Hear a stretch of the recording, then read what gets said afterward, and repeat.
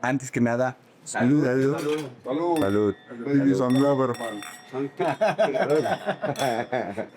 Ladies and Loverman. El 85 fue, después del temblor, la inmediata respuesta de la gente y la inmediata evidencia de que el gobierno era una bola de tullidos prepotentes que intentaban agandallar lo más que se pudiera. Esto se demostró no solamente el día del temblor, el día del siguiente temblor, sino todos los demás días. Y se evidenció entonces, se destapó la cloaca de muchas cosas. Entre otras, efectivamente había dentro de la música un movimiento existente previo que desde el 68 se había dado, que desde el 71 se había dado, que se había marginado, que había seguido, pero que no significaba negocio para nadie y que significaba sí una forma de arte y de cultura que los gobiernos jamás habían querido atender. Esas voces se dieron, en la Ciudad de México se dieron, desde el 85, por ejemplo, la Unión de Vecinos y Damnificados de la Colonia Roma tuvo una presencia enorme a partir de la canción y a partir de la presencia del rock. Tepito la tuvo, y otras zonas de la ciudad que fue claramente damnificada por los terremotos. Había, por ejemplo, mucha censura, no necesariamente directamente en los creadores de música, sino en los difusores. No hay creación si no se le conoce. Y en México no existía, por ejemplo, yo chameando en la radio desde en esos días, un programa nocturno todos los días, había una necesidad de que todas estas bandas existentes, estos autores existentes que salen y que tienen distintas etiquetas, distintos marbetes, de todas maneras tuvieran una presencia que no la tenían. Bueno, que nada más quiero hacer una precisión, sin despreciar lo que ha dicho Alan, porque sí, él está vocalizando en un asunto. Yo me estoy poniendo un poco de afuera porque vengo de afuera. Y esa ciudad la hemos hecho extranjeros y fuereños. Gente de la frontera, gente de la provincia. Y hay gente nacida acá que dice que ahora nosotros somos los chilangos. Sí, los que venimos de fuera, empezando por los aztecas. La censura más bien cambió a ser esos encapuchados que salen en un rincón censurando. Y no, como decían los antiguos marxistas, los medios de producción ahí es la clave. Como llamas para caer a los medios de difusión y de distribución. Entonces, a partir de Echeverría, supo cómo domesticar al sector contestatario, empezando por la disque izquierda, ¿no? Pues dio apertura democrática, nuevo cine, CCHs, peñas y demás. Y seguía siendo farol de la calle y de oscuridad de la casa. Pero a partir de eso, hay una idea de que no había censura. No, lo que pasa es que tú ya puedes mentarle la madre al gobierno, ahí están los discos de Three Songs in My Mind, y la censura estaba en la distribución y en la difusión. Esa era la censura. Crearte un circuito cerrado y un club de autoconsuelo, que algunos aceptaban. El autoconsuelo Velázquez. Entonces, claro que Radio Educación era un club de autoconsuelo, desde luego. Y era firmado con toda una extracción Y más allá de Radio Educación, la noche un día difícil, Bueno. que la Secretaría de Gobernación estaba presente allí. Y nos llamaban por teléfono para decirnos, espérate, estos tipos están diciendo groserías, espérate, ¿por qué estás hablando del campamento desde octubre? Espera, había mucho miedo hasta dónde se permitía y hasta dónde dejaba de permitirse.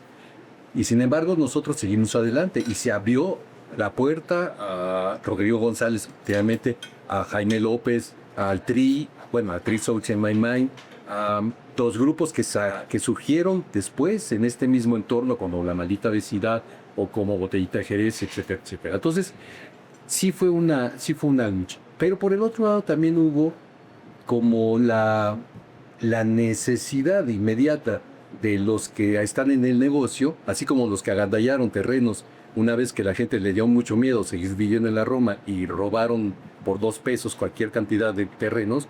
Igualmente hubo alguien que dijo, mira, perfecto, aquí viene el negocio. Entonces vamos a darle puerta a el negocio en las instancias televisescas, etcétera, etcétera. Y de ahí viene como un desarrollo lógico el rock en tu idioma, que era un poquito más domeñable, o al menos así lo pretendían. A lo que voy es que el trabajo como el que hizo Alan sí es muy apreciable, pero él era como una excepción, la excepción el africano.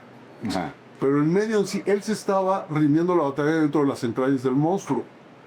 Pero eso casi no era notorio, porque había mucha gente de izquierda que pegaba por el frente y cobraba por la trastienda. Sí. Era un hervidero, obviamente, de gente inquieta, radioeducación, sin ni hablarlo oralmente en general.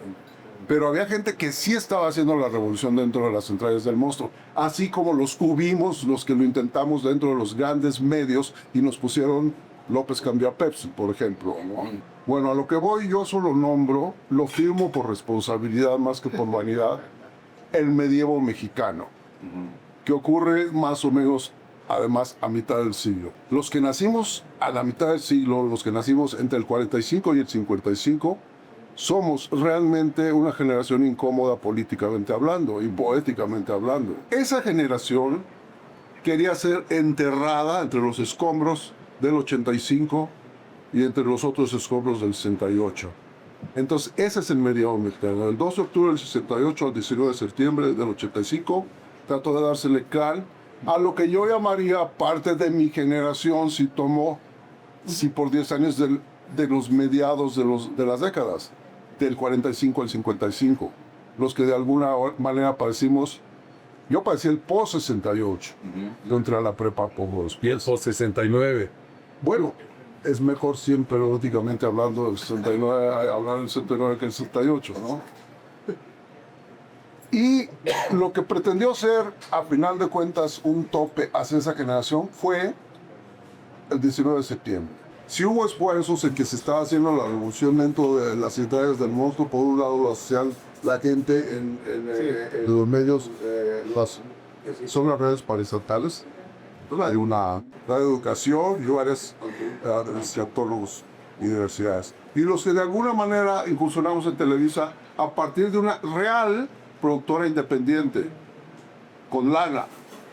Y yo sí atestigué ese momento, estando en la OTRI, un mes antes, que aunque me gané un 0, fue un logro. No me lo consideré, fue el logro feroz. Bueno, eso iba en ascenso, al menos en la productora que yo estaba, donde conocí a Héctor y Falsón. Pero también eras una excepción, ¿no? No, ¿No? te digo, estaba con Rock, estaba Dangerous Rhythm, estaba Kenny, y bueno, otras productoras todavía más independientes, pero que tenían Rocotitlán, que estaba despegando, que en sí fue una productora de talentos. O sea, ahí despegaron Maldita Vecindad, ahí despegó posteriormente Café Tacuba, Los Amantes de Lola. Caifán. Esto no viene realmente desde la izquierda, que en México creo yo que no existía. Sí, no, y además antes de este momento del 85, pues 2 años antes comenzó... No, bueno, Aires, sí, antes, bueno, en Botellita de 83 Jerez. empezamos. 83. Yo venía de la caricatura, o sea, de hecho yo a Jaime lo empecé a seguir cuando yo todavía estaba de caricaturista con la Garrapata y, haciendo la jornada, apenas echando a andar. Entonces me aventé de 73 a 85, todavía haciendo caricatura. Y en 83 decidí ya regresar a la música, energía.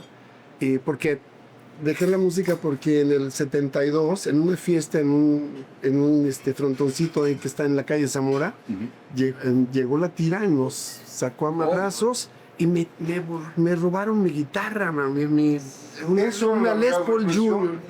Exacto, ahí sí había. No, me tocó que ensayando en casa de un amigo llegó la tira a callarnos. O sea, La real censura. Sí, no, sí, o sea, porque ni siquiera... La real dictadura. Ni siquiera estábamos en un lugar donde nos vieran. Era privado. Cuando detienen a Javier Batis en el acto que tocaba en la zona rosa, ¿no? Que fue un hecho que hizo que Javier se regresara a Tijuana. Sí, Dejó no, de estar en la escena. era muy real. Y, de acá. mira, en todos los lugares había unos cafés, Café Cantante. cafés cantantes que eran... En los 70 finales, ¿no? No, en los 70, bueno, Ya todavía. todavía Pero esa es la transición, más bien, después de Abanderos, los hoyos funk. Sí, Guantes. pero eso fue cuando ya empezó, o sea, lo que pasa es que la represión no fue de un día para otro. No, desde luego. Se agarró así 2 o 3 años, sacaron de todos los cabarets, de todos los antros, los clubes, ¿no?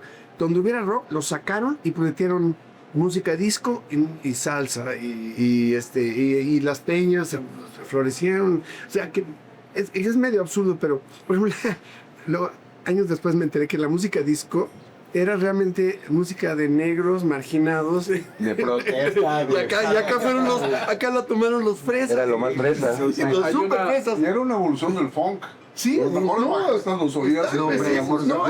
Está chingoncísimo, pero sacada de contexto. Sí, claro.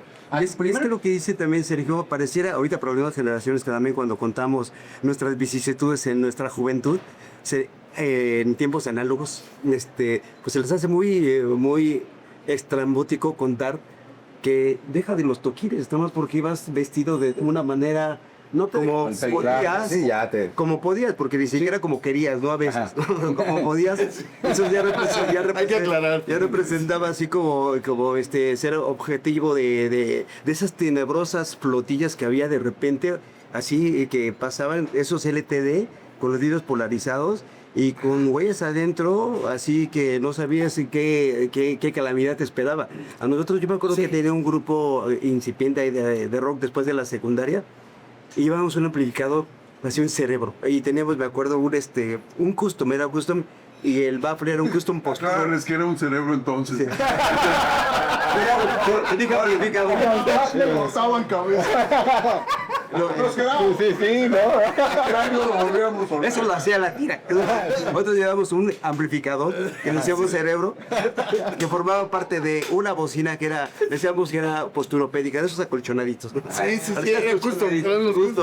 Y pues así, nada más porque nos veían así cargando una de estas y una guitarra y Eran nos treparon y nos dieron un paseo ahí en la colonia Moctezuma y hasta después como vieron que no había de dónde sacarnos nada, no había teléfonos. No les había, quitaron su cerebro. No, pues es que no había como manera de... Con el pulpo bajito. Tenían que chiparlo rápido. Entonces, a raíz de eso, una vez yo comentando con Rocco, yo estuve en un taller, iba en el CCH, ¿no? Entonces, tuvimos unos talleres de expresión cultural, donde fuimos a un taller de composición. El taller lo daba Roberto González. Entonces iba a ir a un taller abierto y había gente que venía pues de una educación académica formal que pensaba que era un taller de composición formal y pues no te ibas a hacer rolas, ¿no? Ahí fue cuando yo descubrí pues a todos estos maestros que son como Violimpo, así de decir la neta, ¿no? De repente tuve la suerte de ver a un viejo amor ahí todo en el Foro Tlalpan y wow, eso me causó una revolución tremenda. En ese taller conocí a un brother, Luis, que por medio de él yo conocí una canción que era el Metro Valderas. Ajá. Yo iba en el CCH, entonces ahí lo que rifaba pues era la canción de protesta, la música andina. Yo tenía un grupito ahí donde llevaba mi guitarra y otro chavo tocaba la armónica. Y empezamos a palomear, se juntaban las masas porque ya no convocaban las masas pues la música andina y de repente nos cayó toda la banda de ahí de la izquierda radical, para llamarles de una manera benigna. Pues adiós, ¿no? Eso fue nuestra incipiente incursión de otra cosa que no fuera música andina ahí en el CCH Oriente, que aparte era el más radical.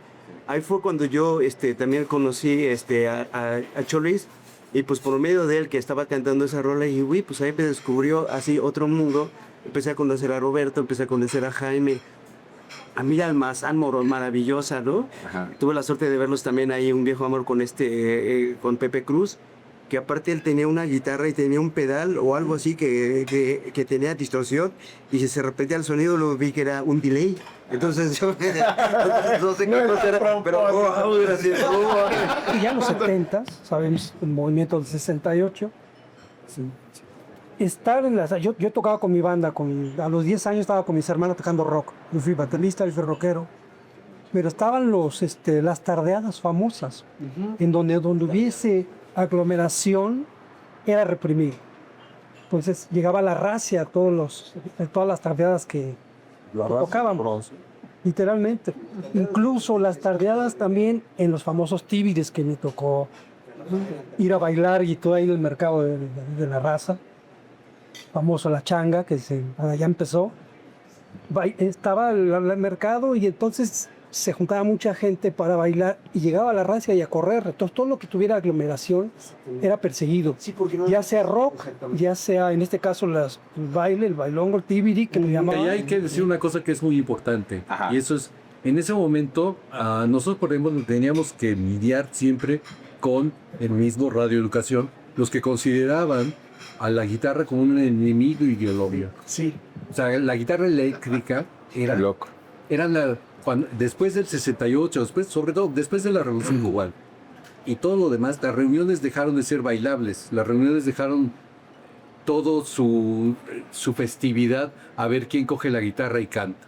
Entonces, bueno, obviamente había quienes cantaban lo que Oscar Chávez cantaba o Judith Reyes, etcétera, después del 68. Pero que alguien llegara con una guitarra eléctrica y pretendiera hacer algo con una lira eléctrica era reaccionario, antirrevolucionario, nefasto y perverso. Para la izquierda, Para todo el mundo, pero en la calle. porque estabas apestado por el lado de la derecha o por el lado del gobierno, por el lado del poder, decir ahí van unos pinchurrientos hippies con su guitarra eléctrica a apestar a mota seguro.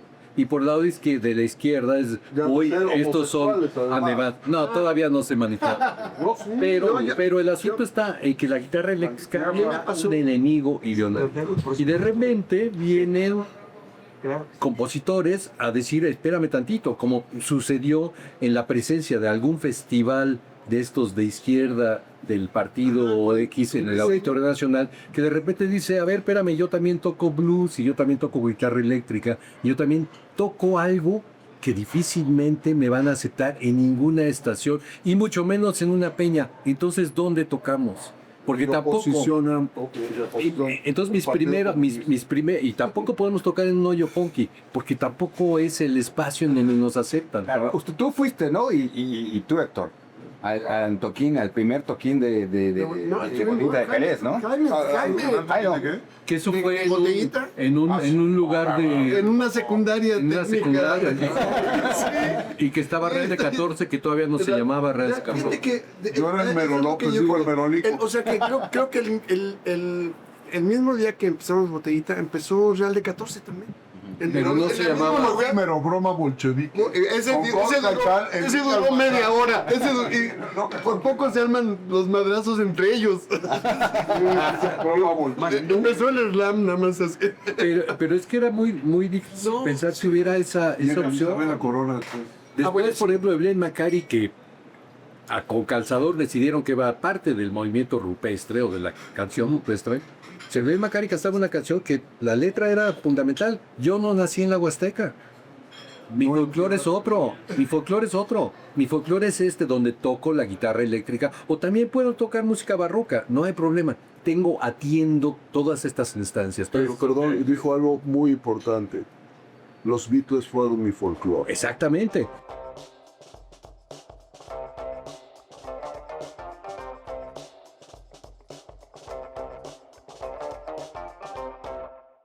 Estamos hablando de que todo esto, de lo que dice Alan Derrick, que se vino dando es del 75 al 85. Pero no es que después del 85 todo se dio por generación espontánea. Fue la década de los 80. No, pero yo creo que el 19 de septiembre. El 19 de septiembre. A ver, pero Los buscadores de parteaguas te van a encontrar con que el 19 de septiembre y la muerte. ¿No? De hecho, nosotros abrimos Rocotitano el 14 de septiembre. O sea, Unos días sí, antes sí, del o sea, terror, claro. Los visionarios. íbamos a supuestamente el siguiente sábado, o sea, que será el 19. ¿Cómo estaba el Casino 21, Royal? Íbamos ya a abrir al público y todo. Hizo El mismo ¿no? el mismo del 85. 85. No, La semana. que tocamos o sea, después el de sábado anterior, me el robaron 14. en la Perdón, fue la fiesta de inauguración. Pero Alain, perdóname, no, nada más como breve, porque no creo que se trate de los buscadores de parteaguas, o sea, para otra generación que es la mía, el 85 fue, o sea, mi 68, bueno, no sé, tratando de empatarlo a un hecho que marcó, que cambió, pero además, bueno, yo tenía 13 años, iba en el camión hacia la secundaria, me tocó ver pues todo lo que vimos caerse un edificio en tiempo real, saltar un hombre ahí en calzones, es decir, ver cosas que jamás había visto porque no, y perderse, no solo salir en calzones, sino perderse en una nube de humo blanco que de pronto bloqueó toda la visión y que pues éramos todavía algunos niños. Entonces yo todavía vivía en un contexto muy familiar donde los grandes problemas pues, eran domésticos. Entonces para mí el 85, el 19 de septiembre del 85 se abrió no solo la tierra, se abrió la ciudad y se abrieron todas esas posibilidades culturales que existían, ¿no? Evidentemente desde mucho tiempo atrás. Evidenciado. Pero claro. que muchos no teníamos la oportunidad de verlas. Creo que sí, de alguna manera, algo se removió no solo en la tierra que permitió que la Pero música nadie está negando eso, sino que no fue así bíblicamente. no, obvio, no. Generaciones Que surgió de las ruinas, y que luego viene a subrayarse con el terremoto político del 80. Claro. Sí, ¿no? Y una vez más es fraude. Pero abajo estaban sucediendo cosas que explotaron después del 85. Había bandas surgiendo, estaban pasando muchas cosas y el 85 detona todo aquello que había sido reprimido y empezaron a darse una serie de circunstancias que permitieron pues el levantar la voz de toda la gente que venía creando, más los que ya lo estaban haciendo, los que venía creando. Y creo que a nosotros y mucho nos toca esa generación de lo que traíamos, pues empezar a hacer bandas. A mí me tocó en aquella época, 85, entrar con el Banco del Ruido, con el maestro Popis Tobar. Me acuerdo que estábamos, en el 85, estábamos haciendo un tour en los campamentos. Íbamos a tocar con el Banco del Ruido y Marcial Alejandro nos compuso una canción. Se llama Se Vive Así. Una letra muy bonita, muy dolorosa. Se la compuso al banco y ahí andamos en los campamentos tocando. Y uno de ellos fue también en Tepito, de donde está el Popis. Y dice, bueno, pero antes va a tocar una banda, unos chavos que son buenísima onda y todo aquello. Y era Maldita Vecina. Vuelvo a lo de censura, que es un término que sí hay que aclarar muy bien, porque no hay peor miedo que el que no se enfrenta ni que un monstruo al que no que le cuelas. Las grandes disqueras, las nacionales concretamente, no se interesaban por el rock vernáculo, por decirlo de alguna manera, porque simplemente no era una real propuesta. Y lo empezó a ser rentable a partir del apogeo de ciertas bandas y ciertos lugares. Rocotitlán fue clave, y bandas como Botellita, en un momento Caifanes, fueron los que generaron, todavía me acuerdo también de Los Enemigos del Silencio, Silencio. Pues había ya otros grupos claves en el mundo del rock concretamente, que estaban fusionando esos sectores de aquí huele a gueto encerrado. Porque también el rock fue muy reaccionario en los 70, que los rockeros no querían saber nada de los cumbieros nada de los sinfónicos, de los jazzistas, y los jazzistas no querían saber nada de nada. Y en los 80 eso es lo que se rompió, que los guetos comenzó a haber corriente alterna. Y entonces podías tener a Héctor y Panzón con una banda de rock, y te podías tener gente del mundo sinfónico como el Rocco del Cox Gaitán. Del folclore incluso sudamericano. Exactamente. Pero eso lo hizo la industria. Espera. No. En absoluto. A lo que voy, eso se venía dando desde principios de los 80, yo atestiguo, ¿no? Y lo fui. Entonces, comienza, gracias a los atentidos, que su experiencia es otra, a ser rentable, interesante para las transnacionales, y aquí no hay rock. Y entonces, los que eran en ese momento, los del mainstream, que después pasaron a mainstream, eran estos grupos. Y entonces empezaron a firmar a medio mundo. Sony, a Bonnie y los Enemigos del Silencio, Ariola, que se fusionó con RCA, a Maldita, a Caifanes, Montes de León, Alquimia, que para mí es... Entonces, bueno, en ese momento empezó a dejar de haber esa represión. Pero, insisto, tengo censura. Más bien se enfrentó al monstruo, se enfrentó al miedo, y quienes dijeron, vamos. Botellita también enfrentó el que dijeron, cambiaste a Pepsi, ¿no? Poquito. Bueno, cuando yo me sabía así, pero sí cambiaron a Pepsi, ok. Sí. Se fueron a la televisión. La historia de Botellita es muy particular. No, pero sí tuvimos una bronca con pinche Malinche. Fue toda una bronca, sí, que... Pero ¿sabes qué? Es interesante también, espérame un segundito, lo interesante es que sí, en la industria entraron muchos de estos grupos, pero al mismo tiempo se mantuvieron muchos grupos que seguían haciendo en incluso sellos independientes, opciones atractivas. Tex-Tex, yo pienso, por ejemplo, en los que fueron desde la marginalidad repuestos, o los mismos grupos que empezaron a pensar en Rodrigo González como el héroe a seguir, que ya había fallecido. No, no era héroe, era Sal. El santo a seguir. No era el Blue Demon. Da exactamente igual. El asunto está en que todos estos personajes empiezan además a casar, como con Héctor Infanzón, como con Popis, como con otros exponentes de otra música, gracias a lugares como el Arcano o como otros lugares, en donde de repente aparecen, mira, ese fulano, yo me acuerdo que tocaba música frantillana, oye, ese tocaba folclore. Los territorios empiezan a combinar. Esa posibilidad da la riqueza. Exactamente. De esa manera maldita vecindad es producto de todo ello, porque estábamos en un momento donde estaban emergiendo muchas cosas que ya se venían gestando, obviamente no como por milagro divino, sino es algo producto de todos estos momentos sociales. Los momentos sociales o de los momentos naturales como las catástrofes desencadenan al final de cuentas un momento social, un momento político, un momento ideológico muy específico como el temblor. Pero desde antes ya se venía gestando todo eso. Entonces, un maldita no hubiera sido tampoco si no hubiéramos abrevado de la música que oíamos en casa, del rock que oíamos en casa y de lo que veíamos. Y en ese entonces veíamos en los barrios populares que también fueron reprimidos, no solo el rock, sino los tibiris. Yo vengo de la Moctezuma, que es un cuadrante donde está la Romero Rubio, la Pensador, la Morelos, que es bien tibritero, bien bailador, y pues no había nada. Yo estaba muy chico, pero me acuerdo que las fiestas ya no se hacían en la calle, ¿no? Pero veníamos a escuchar todo eso. Luego, ya más grandes en la prepa, empezamos a escuchar a Banco de Ruido, Trabuco, son de merengue, todo eso. Entonces, de una manera ya como más desenfadada, pudimos incorporar percusiones a Maldita, que aparte también el lobito es hijo de Lobo y Melón. El lobo. Es hijo del lobo. Nada más el lobo. Nada más el lobo. No de melón. Y aparte, fíjate que se unió con los instrumentos que le dejó al lobo su papá, un Fender, hay un Twin, unas percusiones, un piano viejito, ¿no?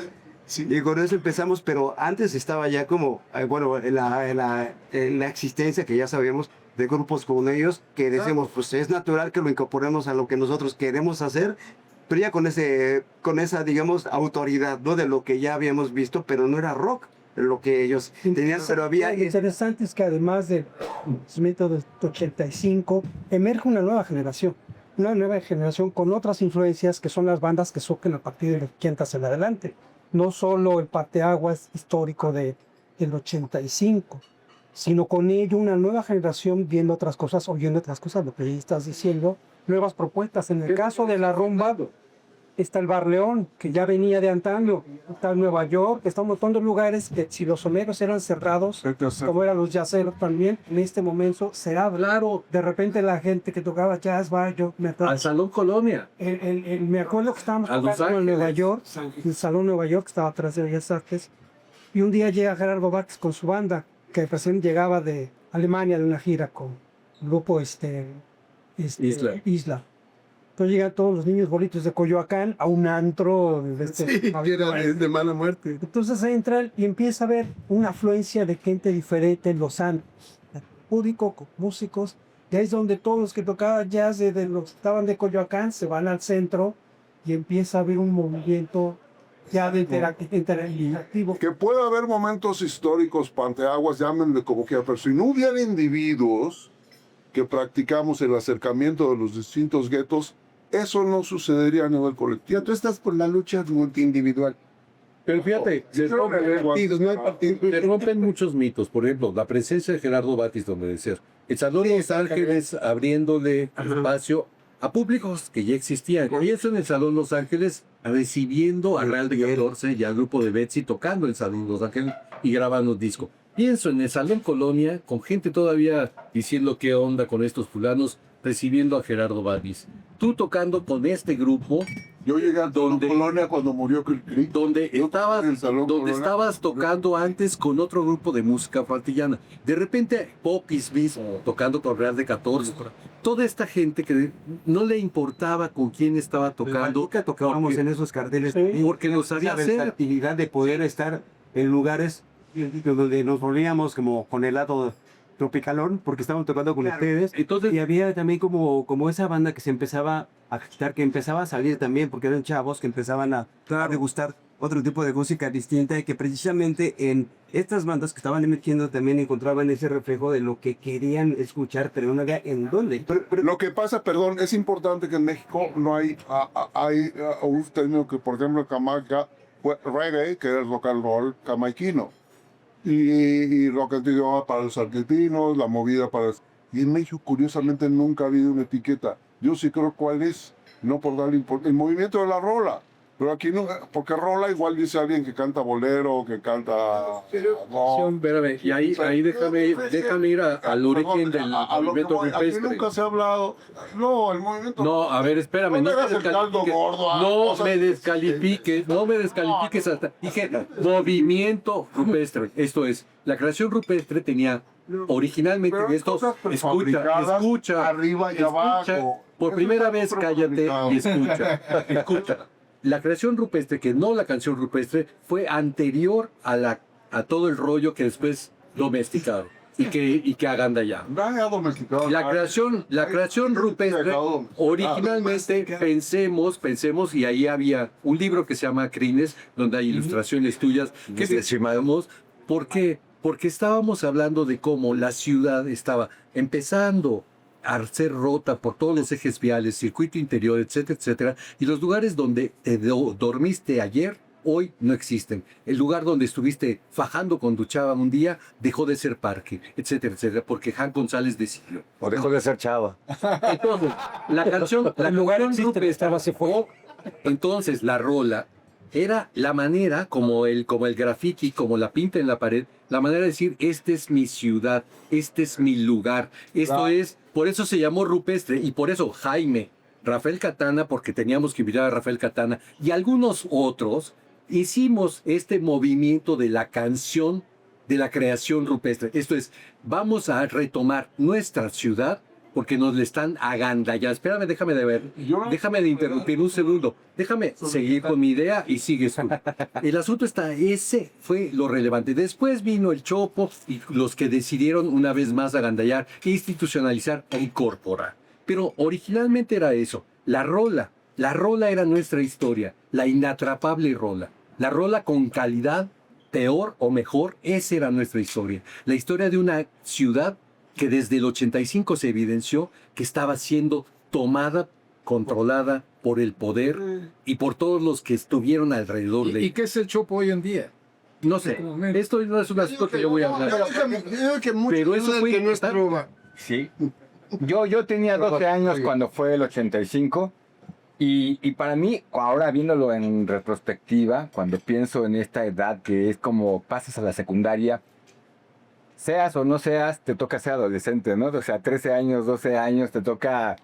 Y con ese movimiento de tierra y con lo que ocurría que no te hacía, para mí, en una cuestión pública, abierta, lanzado no solamente a la cuestión de la adolescencia, sino a la cuestión de la política, a la cuestión de la economía, a la cuestión de la tragedia, a la cuestión de la realidad, ¿no? Para mí, el 85 y mi generación, que creció conmigo, nos marca musicalmente todo lo que hicieron ustedes. Realmente, porque de alguna manera lo traíamos porque nos toca hacer este hilo conductor entre como un, ¿cómo se llama? Este túnel de gusano que le dicen, ¿no? Entre los años 40 que estaba el jazz y música de las grandes bandas y el trío de los Panchos, y de pronto nos fuimos hasta lo que creímos que había existido siempre, que era rock. Pensábamos que era porque surgieron varias estaciones, entre esas Radio Éxito, Rock 101, WFM, Radio Educación. Para mí siempre tuvo una idea conceptual, educacional y formativa pues, desde niño, ¿no? Porque era lo que poníamos, le ponían en mi casa. Entonces yo tenía una variedad de música que podía escuchar siempre. Pero el 85, cuando de pronto también aparece la curiosidad de adolescente y dices, vamos a caminar mis hermanos y yo a ver qué ocurrió, porque pues no, ya no estás encerrado, ya no es ir a salir a jugar en la calle, ¿no? Sino a ver qué se cayó, cómo podemos ayudar en esta idea. Se cayó. La calle se cayó. Con Y y con doble E. Y vamos, Y con Y. y caminando descubrimos lo que no sabíamos que existía, ¿no? Cosas que no nos tocaron ver porque ya estaba destruido, o cosas que todavía eran reminiscencias terminaron de caerse, pero entre esas salas bueno, no salas, sino lugares que vendían música. Para mí es importante descubrir en esa época Hip 70. ¿Y cómo le llamarías a eso, musicalmente? Pues no lo he pensado todavía. Rola. Rola. A lo que voy. Es que hay cuestiones coloquiales, no cuestiones acuñadas desde un poco como que dice, ¿verdad? Lo que dice el vez, se está quejando de que hay etiquetas. Para mí el problema no son las etiquetas, sino cómo etiquetas se etiqueta bien. Por ejemplo, yo me imagino que Reggae surgió de un ambiente coloquial desde abajo y que después sí la industria haya aprovechado. Entonces, reggae. Igual que rock and roll. Aquí no ha habido quien le ponga rola. Siempre estamos como que, bueno, se llamará rock en tu idioma, o se llamará rupestre, o se llamará... Perdón, rupestre es un manifiesto prefabricado, igual que lo hacen las grandes industrias, la gran industria. Los extremos se eliminan como los clavados, la calificación mayor y la menor. Como fue salsa también para Sí, que de alguna manera... poner salsa.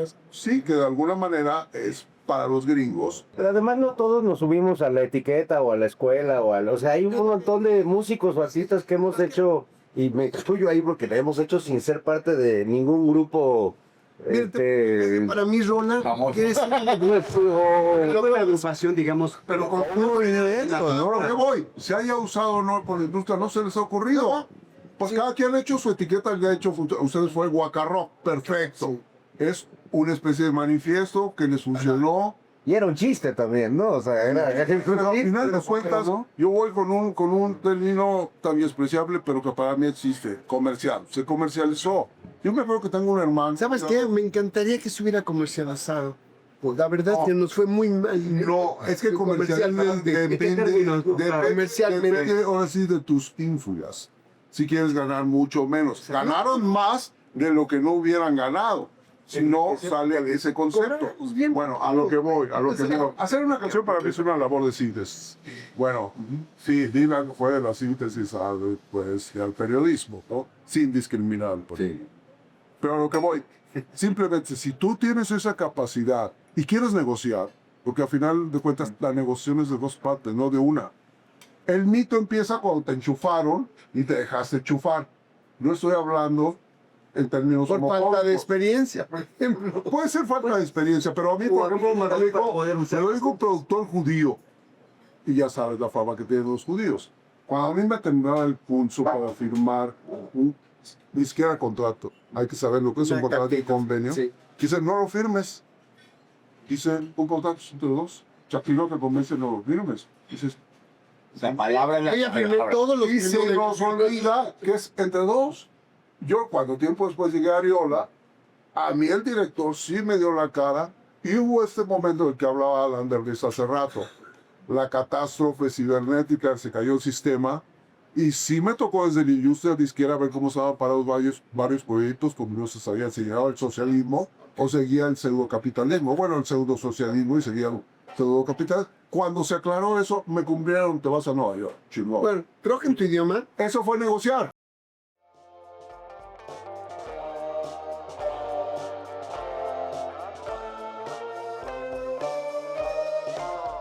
De Rock en tu idioma creó por ejemplo, firmó a un chingo de bandas que nunca grabó para congelarlas, para que no se fueran con las marcas de la competencia. Después se recitó con Culebra. Sí, Sí, o sea, como- se fue un poquito, pero Lo mismo pasó con programadores de radio. Pero siempre hubo bandas de primera, de segunda, de tercera, Es la realidad.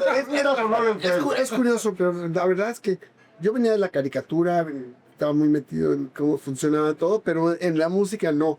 Y entonces, la verdad, mi preocupación era cantar en español y hablar de lo que pasaba en la calle, de lo que vivíamos nosotros, en lugar de nada más repetir fórmulas, así como el fuego de tu hoguera y cosas así de esos. Alarma de God. Entonces, bueno, habría que... Eso no había. La alarma nada más estaba aquí, ¿no? Nada más era mexicano, o sea, no, en ninguna otra parte había una No, y alarma. para quien lo escuchaba después del 85, que yo escuché adolescente esa rola, era una revelación, porque no había eso. O sea, yo oía radio éxitos, o sea, oía a la música comercial de Daniela Romo o la música gringa que se filtraba, porque tampoco era y a nosotros estábamos chingue y chingue con la Pantera, bueno, con los de Radio 1000, de que había una estación de rock en tu idioma, al único grupo que no programaron así, fue a Botellita. Porque la payola no sabía. No tenía.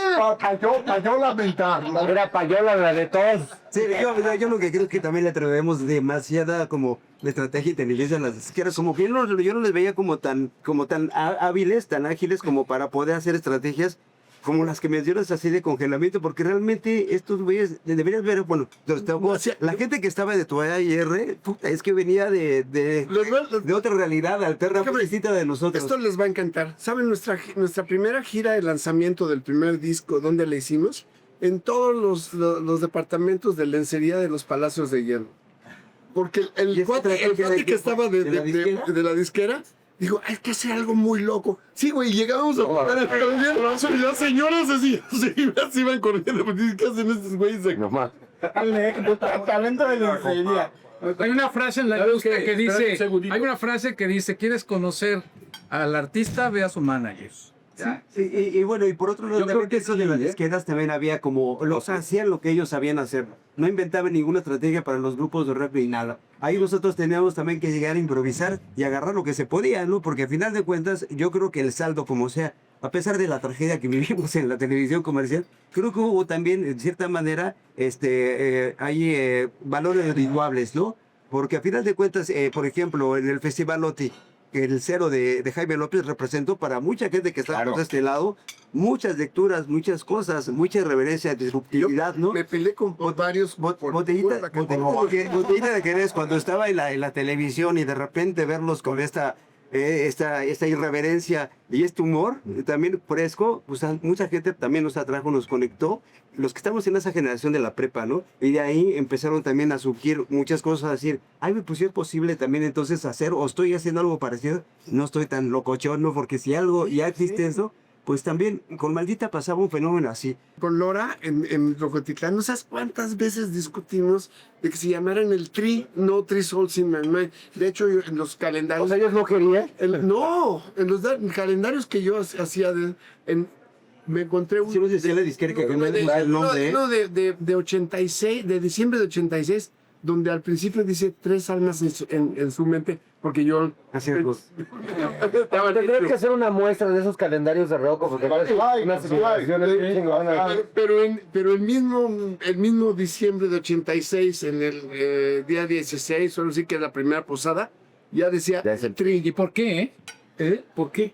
Porque me parece absurdo que ya para ese entonces ya cantaban todo en español. Dices, ¿por qué te sigues llamando Tri? La disquera, mira, cuando nos llamaron, fue la segunda, digamos, como llamado. El primero había sido, creo que Capitol, y nos decía que nos cambiáramos el nombre, que no nos vistiéramos así, etcétera, ¿no? Que estaba la música chida, nos fueron a ver a Rocotitlán. Dijimos que no. Luego ya en Ariola, pues ya nos llamaron y que no había ninguna cortapisa para hacer lo que quisiéramos, tocar lo que quisiéramos y como lo pudiéramos hacer. Pero el rollo es que ahí estaban contratando también como bandas, donde estaba ya Caifanes, Amantes de Lola, Fobia, Neón. Pues son mis carnalitos, los quiero un montón, pero ahora banda. Nosotros, sí, claro, nos ponían los conciertos para abrir o cerrar porque no saben qué chingados éramos nosotros, ¿no? ¿Sabes que los extremos se tocan, bailan juntos, hasta bailan juntos cha-cha-cha? Eso nos pasó con un viejo amor, 10 años antes de ustedes, con disqueras relativamente de izquierda, nos decían, cámbiense el nombre porque lo nuevo es el término. Tuvieran cambiado un nuevo amor, le digo, vayan a su madre. O sea, nos seguimos llamando un viejo amor. DLD. Lo mismo. Fue exactamente lo mismo. O sea, los extremos se tocan, bailan. Pero además yo sí creo que con la Maldita sí hubo algo. O sea, ustedes se colaron en algo que escogió la industria, pues agarrando lo que venía pasando en Argentina, como bien o sea, agarrando un movimiento comercial. Pero ustedes fueron de los pocos, por eso Botellita tampoco entró a ese mainstream, digamos, ni Jaime, ¿no? Porque también grabaste este disco El Hombre de Wall Street. Tú eres el mainstream, pero no con el disco de que te querían vender como el Sabina mexicano y esas mamadas que te salían. Estaba, o sea, más bien ese conflicto vino posterior, ya empezando los 90, ¿no? La misma izquierda, y por eso dije bye bye. Porque querían recalentar la movida que era Asunto Muerto en España y querían alinear los grupos emergentes. El único solista era yo, que le llamaban canción de Y te vieron ahí Y él como... me dio, Ahí se ven. Pero ¡ay no más! Como que, Ese programa de siempre el domingo cuando lo invitan fue legendario. sí, pues ahí lo vieron todos los demás. Se fue con todo y su bistec, ¿no? Oh, sí. La verdad hubo, o sea, porque yo me acuerdo Varios momentos. cuando Caifanes fue a Con Verónica Castro. Verónica Castro y que Verónica le decía, entonces estaban presentando Mátenme porque me muero y ella decía, me encanta manténme porque me muero. Y ahí la clave no, es Mátenme. Y Bueno, Café va con Paco Stanley. ándale, sí. la presión, el inconsciente. Los experimentos en México han sido muy fallidos de mexicanizar rock porque se les olvidó que el instrumento principal es la lengua, pero no es tanto el idioma en sí. Sobre todo en algún momento de la vida. Perdón, no soy técnico. La lengua te refieres al órgano sexual. ¿Cómo queda que Maestro, con el Esto del 63. A lo que voy a tocar los experimentos de invasiones, no, por ejemplo, Mario y su desafinado cuadro. Que queríamos fusionar rock tlaxcalteca, digo, música disque tlaxcalteca con rock. Sí, y de alguna manera igual lo hizo más seriamente, porque Jorge Paz descanse. Ok, pero al final de cuentas, el jazz en sí es un idioma. Lo que pasa es que el jazz, obviamente en su origen se ha generado buenos letristas, sobre todo en inglés. Ahora, cuando digo que el jazz y el rock son un idioma en sí, es que antes que nada somos músicos. La letra es una consecuencia, y si es una consecuencia, maneja la lengua. Había un disco del 85 que a mí me marcó mucho y fue un disco que se llama Arpía. De Cecilia. con Cecilia. Con Luis Domínguez, José Luis Domínguez, Sí, algo que no. Sí. y que para mí ese disco de Arpía Ese disco es muy chingón. es Muy chingón. justo Y habla de esa época, de ese momento.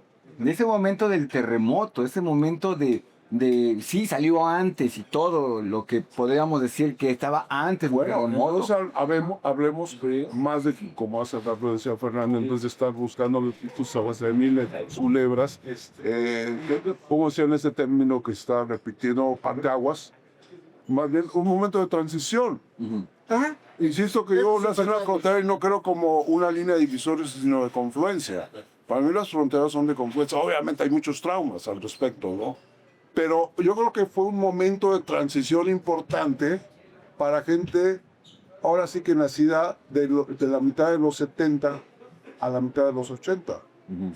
Y que después tuvo la palabra de mitad de los 80 a mitad de los 90. Es una etapa de transición, como lo fue igual el fin de siglo y el principio. Son momentos de transición. Oye, un momento, pero donde... perdón, hay que darles valor a la frontera. Y quizás, Jaime, perdón, pero la ciudad se convirtió en ese momento de transición, pues en una especie de filtro crisol donde cayó el Eblem que decía no soy guapanguero, y el Rodrigo que cantaba guapanguero, y el Jaime que venía de Tamaulipas, y es decir, o sea, creo que la ciudad ahí sí fue como un embudo muy loco en ese momento. Pero para cerrar, porque también la pila no tiene tantas pilas. Me gustaría nada más como cerrar con una Broche de oro. con un broche de oro. ¿De qué era el programa? A partir del 19 de septiembre De la pregunta. ¿Cómo hablaba de Alan Derbez? Otro chapuy. No, al final, ¿cómo ven ahorita? ¿Cómo después de 40 años, después ustedes... Seguimos en la... ¿Cómo ven ahorita los Hay un conocido músico de rock mexicano, muy conocido, que un día me dijo que no se nos olvide, que no se nos olvide que todos venimos de Timbiriche. Ah, sí, ya no. ¿Quién te pudo haber dicho eso? Bueno, muchos músicos tocaron con Timbiriche, de ahí viene. Mi hermano era el Comer. Mira, a mí me gusta algo de lo que ha pasado hoy en este programa, la juventud elástica. Son unos bocadillos. Sí. Hace muchos años, no sé si aquí o en otro antro de mala muerte, Ajá. Jaime me dijo, llega un momento donde todos somos contemporáneos, porque yo todavía lo trataba con la diferencia de mi ídolo de adolescencia. Me dijo, ya cabrón, deja de decirme maestro y todo. Hay un momento, y es cierto, y esta mesa es una prueba de que hay un punto donde somos contemporáneos, porque si bien a mí, y quizás un poco a Pato y a ti, Alberto, que somos un poquito después, nos tocó escuchar los programas de Alain Derbez y escuchamos las rolas de Jaime y escuchamos la colita de eso que ustedes vivieron profundamente. La colita. Presta atención, maestro. A ver, bueno, ya sé que llego tarde, pero dame una explicación. No me voy a poner a discutir con los maestros. La Torah al rabino. Prefiero que me dé sus lecciones y que ahí quede la cosa. Pero no, la verdad es que es bonito ser parte como de esa historia. Hay una parte donde escucho a Alain o a Jaime y cada generación se vuelve un poco como endogámica y se vuelve un gueto. Y habíamos otros güeyes ahí viendo, pues, es decir, o sea, hablas cuando veías a Trolebús o las tocadas en la ENA, o las primeras tocadas de Botella en Rocotitlán, o algunas tocadas de Jaime o de Arpía. Y sí, había pues esa generación que quizás algunos traicionaron a sus causas, otros las refrendaron, otros se murieron, otros se cambiaron de oficio. Como decía José Emilio, el mejor Pacheco, ya somos todo aquello contra lo que luchábamos a los 20 años. Pero es interesante entender que hay un continuum también. O sea, porque hablamos cada quien desde la trinchera que nos tocó pelear, pero en esta mesa que se abrió un poco en el tiempo, en la juventud elástica, percibo que pues también hay un hilo que se continúa y que va agarrando uno y otro, aunque no todos terminamos de ver quién agarra el hilo, ni de dónde viene. ¿Hacia dónde va esto, maestro? ¿Cómo lo visualizas? Yo creo que va hacia un brindis. Yo sí creo que si alguien de una generación más nueva escucha todas estas pláticas,